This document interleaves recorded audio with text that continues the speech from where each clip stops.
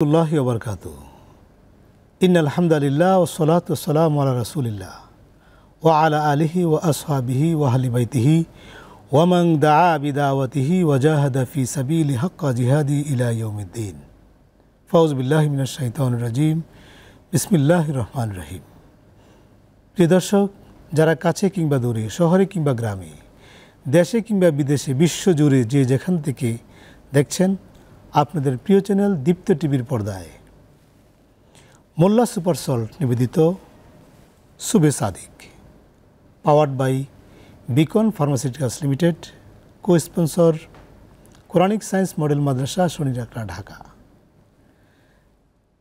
গোটা অনুষ্ঠান জুড়ে আপনাদের সাথে আছি আমি মুফতি আব্দুল হালিম। প্রিয় দর্শক, আমরা প্রতিদিন একটি গুরুত্বপূর্ণ জীবন ঘনিষ্ঠ বিষয় নিয়ে আমরা আলোচনা করে থাকি। আজকেও তার ব্যতিক্রম নয়।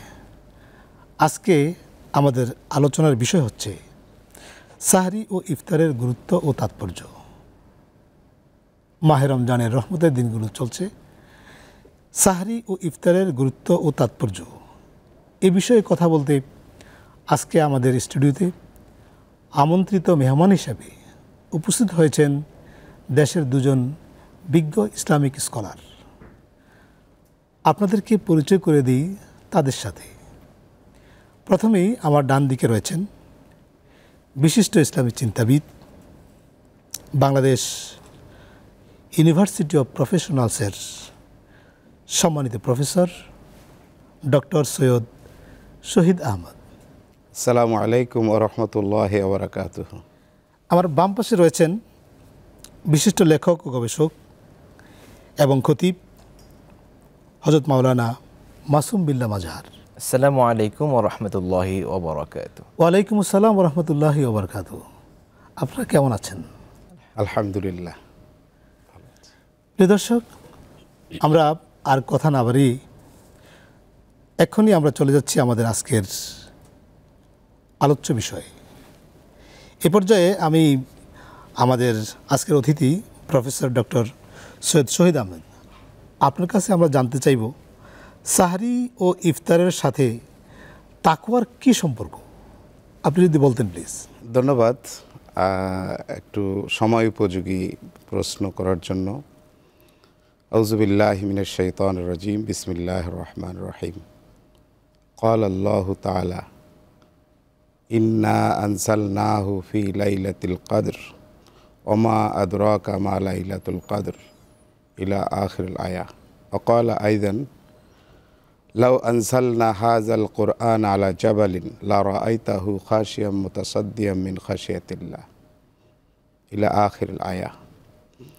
আজকের এই সুন্দর আয়োজনে সকলকে ধন্যবাদ জানাচ্ছি আমাদের প্রোগ্রাম শোনার জন্য। আমাকে একটি বিষয়ে আলোচনা করার জন্য বলা হয়েছে, সেটা হলো রমজানের সাহরি এবং ইফতারের সাথে তাকওয়ার সম্পর্কটা কি। আমরা একটু যদি সাহরি শব্দটার ব্যাখ্যা করি আর ইফতার শব্দের একটু ব্যাখ্যা করি, তাহলে তাকওয়ার সাথে রিলেশনটা কি হবে সেটা আর খুঁজে পাওয়া যাবে। সাহরি এটা হচ্ছে শবে সাদিকের পূর্বে যে খাবারটা খেতে হয় সেটাকে আরবিতে সাহরি বলা হয়। রাসূলুল্লাহ সাল্লাল্লাহু আলাইহি সাল্লাম বলেছেন, তাসাহহারু ফা ইন্নাস সুহুরা বারাকাতান। তিনি উম্মতকে লক্ষ্য করে বলেছেন যে তোমরা সেহরি খাবে, কেননা সেহরির মধ্যে বরকত রয়েছে। সুতরাং অমুসলিম যারা ছিল, বিশেষ করে ইহুদি, খ্রিস্টান বা অন্যান্য ধর্ম, তাদের কিন্তু রোজার একটা বিধান ছিল, এটা পূর্ব থেকে চলে আসছে। বিশেষ করে ইনজিলের অনুসারী খ্রিস্টান যারা, ইহুদির যারা আছেন, রাসূল সাল্লাল্লাহু আলাইহি সাল্লাম একটু পার্থক্য করে দিলেন। পার্থক্যটা এইভাবে করে দিলেন যে তারা কিন্তু কিছু খেত না, মানে পুরোটা উপবাস ছিল। এবং এই জায়গা থেকে আল্লাহ রাসূল বললেন যে তোমরা এটা খাবে, এবং এই খাওয়াটা নির্দেশ দেওয়া হয়েছে। এটা না খেয়ে থাকার কোনো সুযোগ নাই। হয়তো প্রশ্ন আসতে পারে যে কেউ যদি না খায় জি বা কোনো কারণে খেতে না পারে তাহলে কি তার রোজা হবে না? হ্যাঁ, রোজা হবে। সেটা এক্সেপশনাল তো এক্সেপশনাল, এ তো সব ক্ষেত্রে আছে। নামাজ না পড়তে পারলে যেমন আইন আছে, রোজা না থাকতে পারলে যেমন নিয়ম আছে, অর্ডার আছে, ঠিক তেমনি কেউ যদি ভুল ক্রমে রোজার সময় কিছু খেয়ে ফেলে তার জন্যও কিন্তু আল্লাহ রাসূলের উপদেশ বাণী আছে বা কি করে না ফর ইজি অফ ইসলাম। আমরা আপনার কাছ থেকে খুব চমৎকার কথা শুনছিলাম, আমরা আপনার আরও কথা শুনবো। এই পর্যায়ে আমরা যাচ্ছি আমাদের আজকের অনুষ্ঠানের সম্মানিত অতিথি, বিশিষ্ট লেখক এবং গবেষক মাওলানা মাসুম বিল্লাহ মাজহার।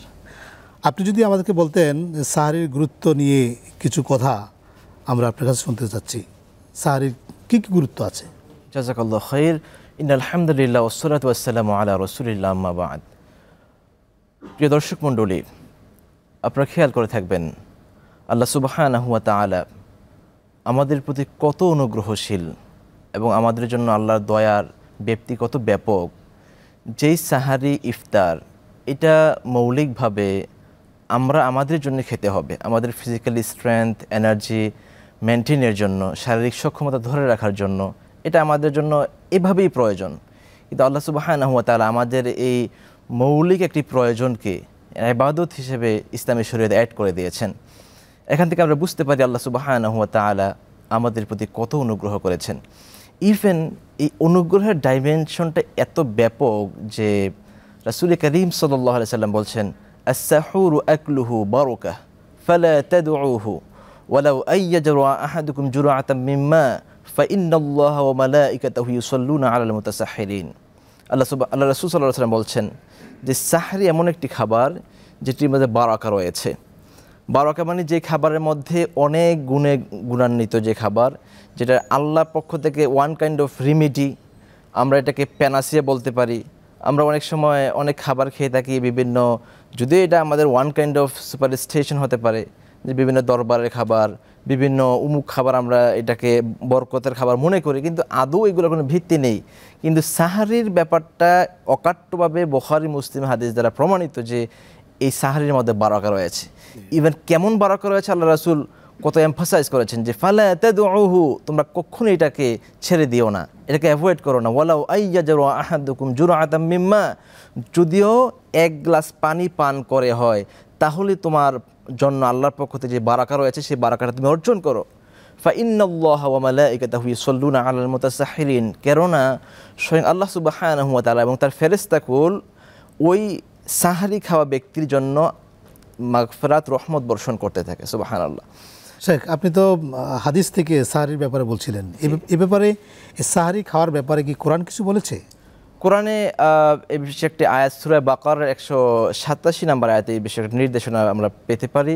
আল্লাহ সুবহানাহু ওয়া তাআলা বলছেন, ওয়াকুলু ওয়াশরাবু হাত্তা ইয়াতাবায়্যানা লাকুমুল খায়ফুল আবয়াদু মিনাল খায়ফিল আসওয়াদি মিনাল ফাজর সুম্মা আতিম্মুস সিয়ামা ইলাল লাইল। আল্লাহ তাআলা এখানে বলছেন যে তোমরা খাও এবং পান করো যতক্ষণ পর্যন্ত না রাতের কালো আভা বিদূরিত হয়, দিনের সাদা আভা অর্থাৎ সুবহে সাদিক উদিত না হয়, ততক্ষণ পর্যন্ত তোমরা খেয়ে যাও। সুম্মা আতিম্মুস সিয়ামা ইলাল লাইল, অতঃপর তোমরা তোমাদের রোজাকে রাত্র পর্যন্ত পৌঁছে দাও।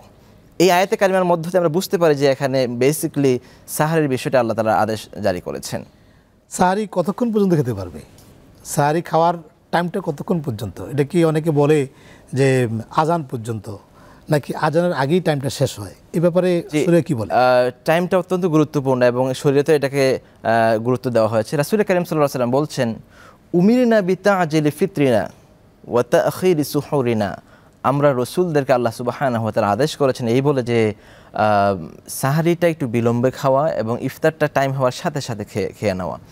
ইভেন এই বিষয়টা এত বেশি সিগনিফিক্যান্ট, আল্লাহ রাসূল কারীম সাল্লাল্লাহু আলাইহি ওয়াসাল্লাম যখন ইফতার করতেন বিশেষ করে মনে হতো সাহাবারা দেখতেন যে দিন এখনও রয়ে গেছে, মনে হচ্ছে দিনের আলো এখনও রয়ে গেছে।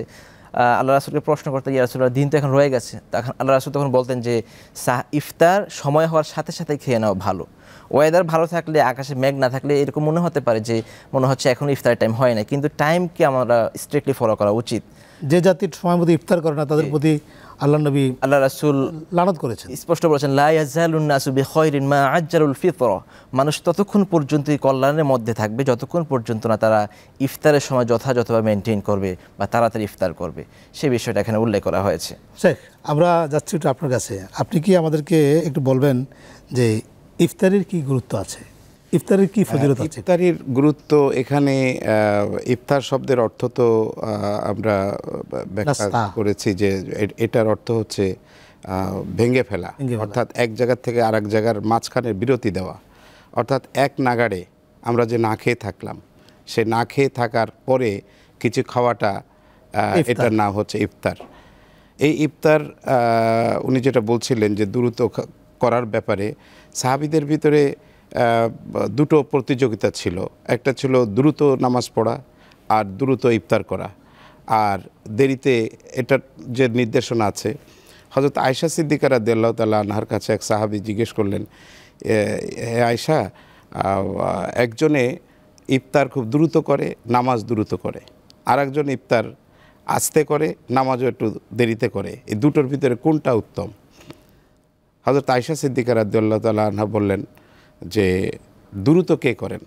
তো বলে যে আব্দুল্লাহ ইবনে মাসউদ। তখন আয়েশা সিদ্দিকা রাদিয়াল্লাহু তাআলা আনহা বললেন যে রাসূল সাল্লাল্লাহু আলাইহি ওয়াসাল্লাম এইটাই করতেন। সুতরাং এর দ্বারা বোঝা যায় যে ইফতারটা দ্রুত করা উত্তম, এবং এক্ষেত্রে রাসূলুল্লাহ সাল্লাল্লাহু আলাইহি ওয়াসাল্লামের নিয়মিত যে একটা অনুশীলন সেটা তিনি করেছেন। গুরুত্ব হলো যে আল্লাহর যে তাকওয়া সবসময়ের জন্য, আমরা আগেও আপনি বলেছেন যে তাকওয়া অর্জনের জন্য, তাকওয়া অর্থ কী? তাকওয়া অর্থ যে ভয় সেটা নয়, তাকওয়া অর্থ হচ্ছে পরেশগারি, আল্লাহকে পাওয়ার একটা মাধ্যম। আর সেই পাওয়ার মাধ্যমে রমজান মাসের যে প্রত্যেকটা কাজ, আল্লাহ রাসূলের যে নির্দেশনা রয়েছে, কোরআনে যে নির্দেশনা রয়েছে, সেই অনুযায়ী কাজ করার নাম হচ্ছে পরিপূর্ণ রমজান, পরিপূর্ণ রোজা। সুতরাং ইফতারটাকে গুরুত্বের সাথে করার মধ্যে বড় গুরুত্ব রয়েছে যে সেটাকে সুন্দর করে ইফতারি করা এবং তার জন্য অপেক্ষা করা। যখন মুয়াজ্জিন আজান দিল, যখন সময় হলো, একটা ছোট শিশু সেও দেখেন যে ইফতার সামনে রেখে বসে থাকে, খাবার কত সুস্বাদু খাবার তার সামনে, সে কিন্তু সেটা খাচ্ছে না, সেটা সে ওই পর্যন্ত অপেক্ষা করছে। সুবহানাল্লাহি তাআলা ওয়া বিহামদিহি। আপনি চমৎকার বলছিলেন শেখ। আপনার কাছে প্রশ্ন হলো যে আমরা কি কি দিয়ে ইফতার করব? এই ইফতারের মধ্যে একেবারে খুব নামি দামি, খুব হাইফাই খাবার কি জরুরি? অন্য কিছু? আমি ইফতারের একটু শর্টে বলছি, সেটা হচ্ছে ইফতারের সরাসরি বেনিফিটটা কি সেটা আগে জানবো। সেটা হচ্ছে রাসূল কারীম সাল্লাল্লাহু আলাইহি ওয়াসাল্লাম বলছেন, মান ফাত্তারা সাইমান কানা লাহু মিসলু আজরিহি গায়রা আন্নাহু লা ইয়ানকুসু মিন আজরি সাইমি শাইআন। আল্লাহ রাসূল বলছেন, যে ব্যক্তি নিজে ইফতার করলো, অন্যকে ইফতার করালো, সে যেন ওই ব্যক্তি সিয়াম পালন করে যতটুকু সওয়াব অর্জন করেছে, ওই ব্যক্তি তাকে সিয়াম পালন করিয়ে ততটুকু সওয়াব অর্জন করেছে। সুবহানাল্লাহ। এতে ইফতারকারীর কোনো সওয়াব কমতি হবে না।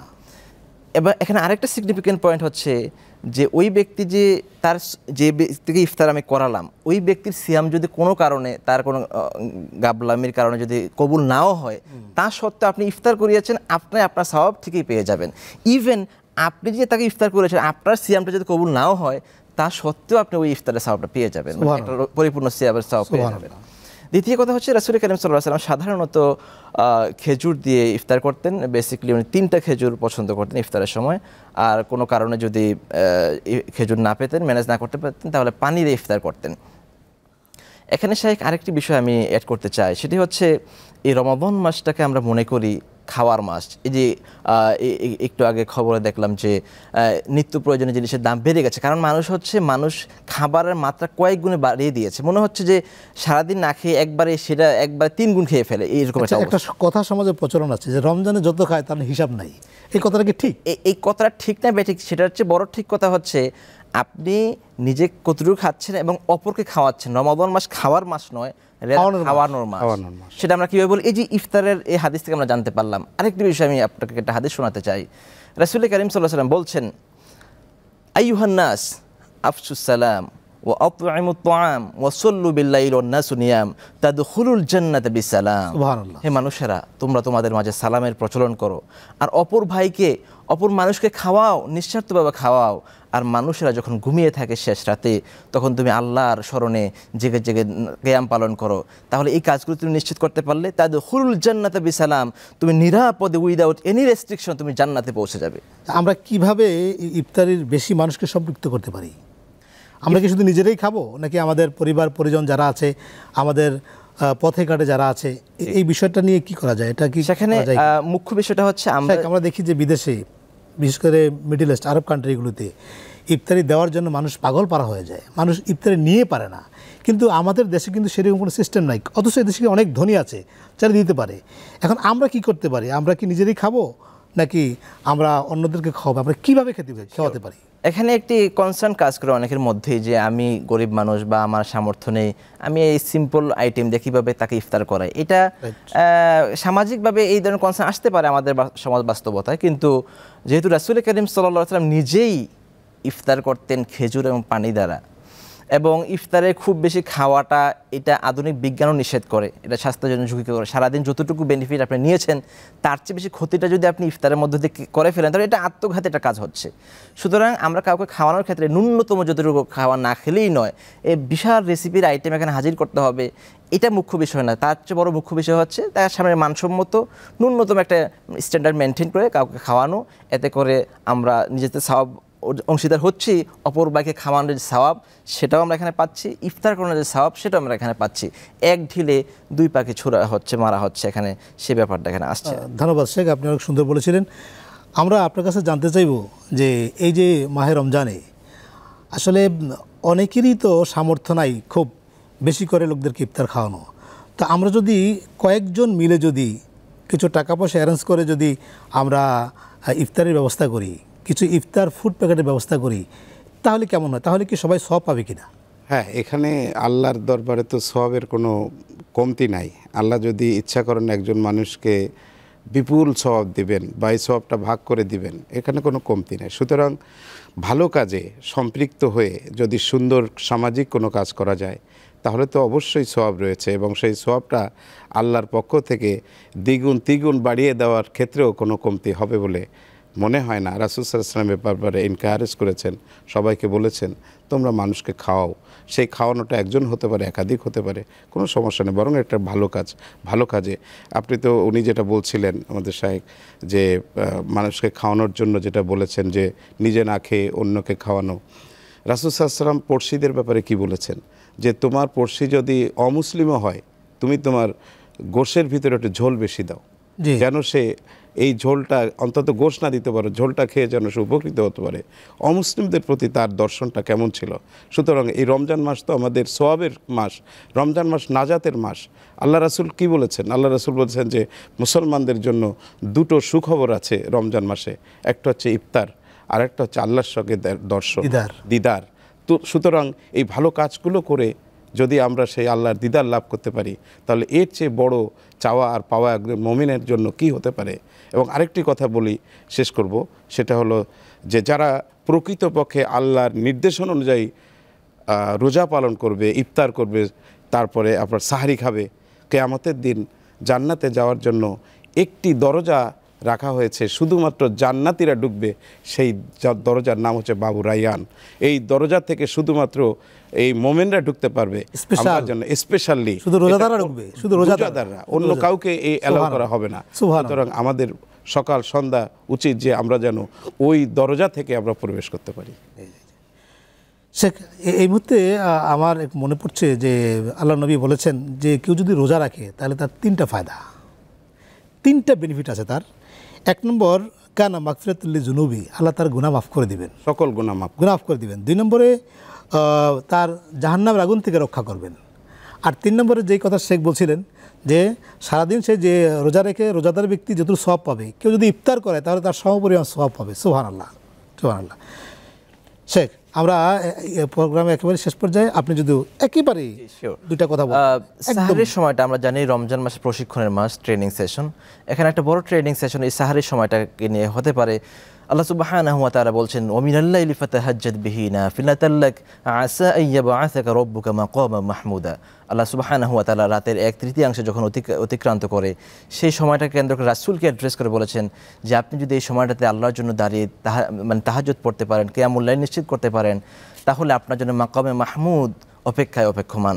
সুতরাং এই সময়টা আমরা যদি আল্লাহর নৈকট্য হাসিল করতে চাই, এই একটা মাস ট্রেনিং নেওয়ার মধ্য দিয়ে যদি 12টি মাস এই সময়টাকে আমরা জাগ্রত হওয়ার একটা প্রশিক্ষণ নিতে পারি, মোবাইলে অ্যালার্ম ছাড়া অভ্যস্ত হয়ে যেতে পারি, এর চেয়ে বড় সার্থকতা এই সাহারির সময়টা আর কিছু হতে পারে না। শেখ, আপনি চমৎকার করে বলছিলেন, কষ্ট করে এসে আমাদের এই স্টুডিওতে আসার জন্য, কথা বলার জন্যে আপনাদের দুজনকে আন্তরিক ধন্যবাদ এবং মোবারকবাদ জানাচ্ছি।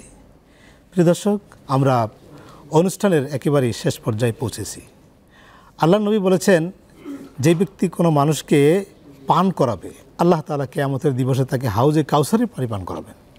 সুতরাং আসুন আমরা এই মাহে রমজান জুড়ে নিজেরা ইফতার করি এবং অপর ভাইকে ইফতার করানোর আমরা চেষ্টা করি। প্রিয় দর্শক, আপনারা এতক্ষণ দেখছিলেন মোল্লা সুপার সল নিবেদিত Subhe Sadiq, powered by Beacon pharmaceuticals limited, co sponsor Quranic science model Madrasa. আগামী পর্ব দেখার আমন্ত্রণ জানিয়ে আজকের মতো এখানে শেষ করছি। আসসালামু আলাইকুম ওয়া রাহমাতুল্লাহি ওয়া বারাকাতুহু।